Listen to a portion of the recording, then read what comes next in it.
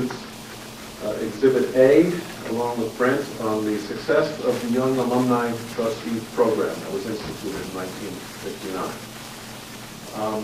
His understanding of student life issues was a very important resource to the Student Life Committee, where he served for 2 years, as well as on the Grounds and Buildings Committee, where he has served during the balance of his term. He has a very sensitive finger on the pulse of student life, and that's what this Young Alumni Program really brings to the board. It's extremely valuable. And for those of us who sort of take it for granted, many of our peers don't have anything comparable to this. I know that Brown University recently did a study, and they spoke to several of us about how do we possibly have 4 young alumni trustees on our board. That was their starting question. They thought this just doesn't signify. But I learned the other day that they're instituting a program where they will have 3 on their board.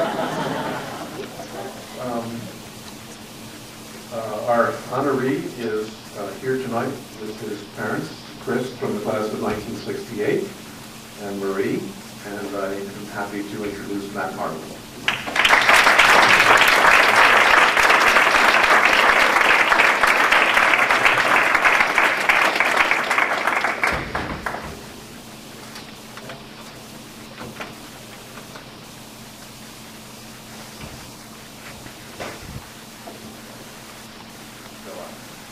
Thank you, Steve, and thank you for your leadership of this body, and thank you, Shirley, for your leadership of the university. I always felt very close to both Steve and Shirley because my first year on the board was Steve's first year as chair, and my first year at Princeton was Shirley's first year as president.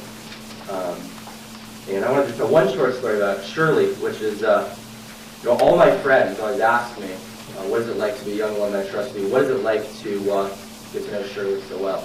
And I always say, she's such an amazing extemporaneous speaker, and a number of other things.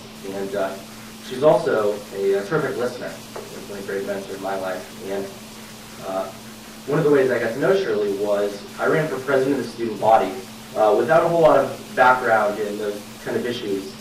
And on a whim, maybe on my mom's suggestion actually, I called Shirley's office and asked her if she would like to have lunch with me in my eating club during the week of the campaign. And I wasn't sure if she was going to come. This is in December when it snows. And she came. And I think I won the election with that one lunch. So thank you. So I actually have an introduction in Latin that I'd like to read, sort of in honor of commencement. So I assume you speak Latin.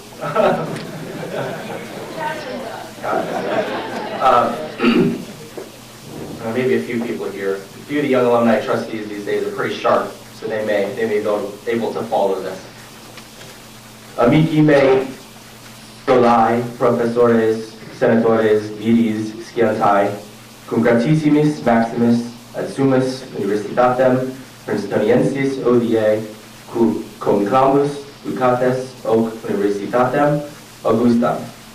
Bona dextra aberos suvare ad ducetum consulis mirabilis Bismarck, Georgius Washington, Churchillius Winston, et Shirley Tillman.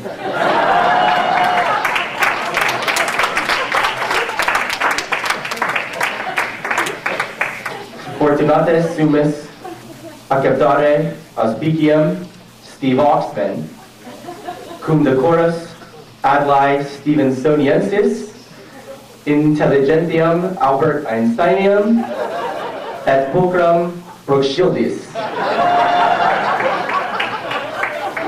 Gratias Diviago. So now that I've mortified my parents, I want to introduce them.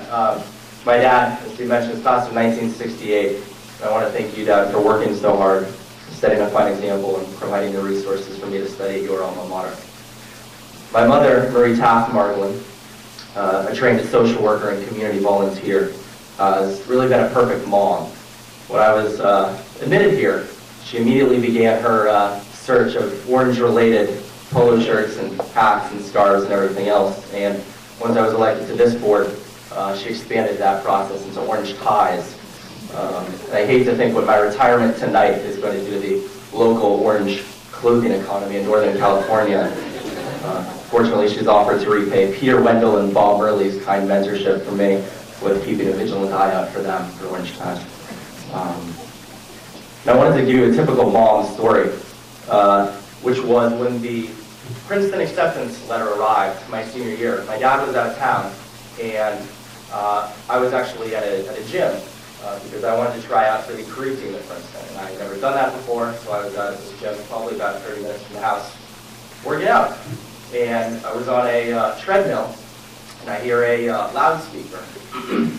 And this is because my mom was home. She opened the letter and called to the 24-hour fitness. So I'm on that treadmill, and I hear, "Matt Margolin, please come to the front desk. You've been admitted to Princeton." So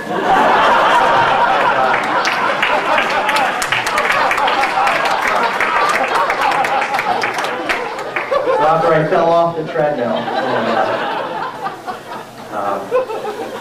my father and I also have a very special relationship related to Princeton.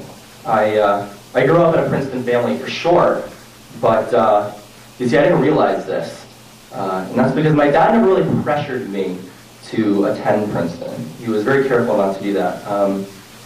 But I think what made the formidable impression on me about Princeton is the relationships that he's maintained with his friends.